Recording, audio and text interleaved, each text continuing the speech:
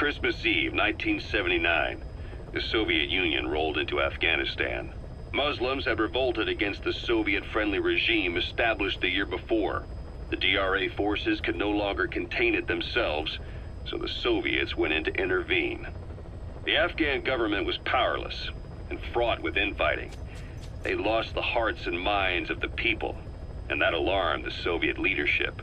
With the Islamic Revolution happening in Iran, the Soviets felt they had to act fast or risk the spread of Islamic revivalism. A superpower, sending a motorized rifle division against men on horseback with antique rifles.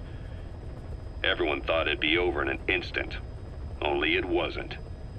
Some Muslims made their fight a jihad, a holy war, and began a guerrilla campaign on all fronts.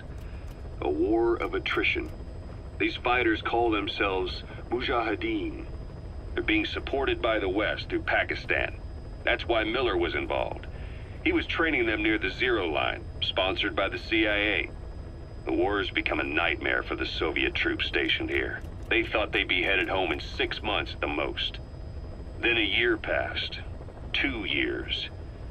Now here we are 4 years on with no exit in sight. Vietnam. The Soviet troops on the ground want to go home, but at least they have homes to go back to. The Afghans have lost theirs. The Soviets destroy the kishlaks, villages, wherever they can. They burn down homes and fields, fill in wells, turn pastures into minefields.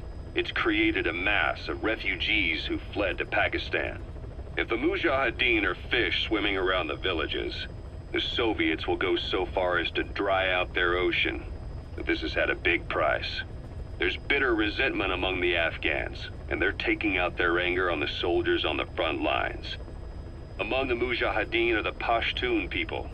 They're fiercely devoted to their code of Badal, or revenge.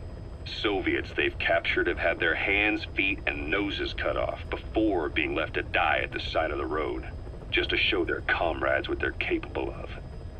Friendlies who come across them can do nothing but put them out of their misery. Then they burn down another village in retaliation. And the cycle of vengeance goes on.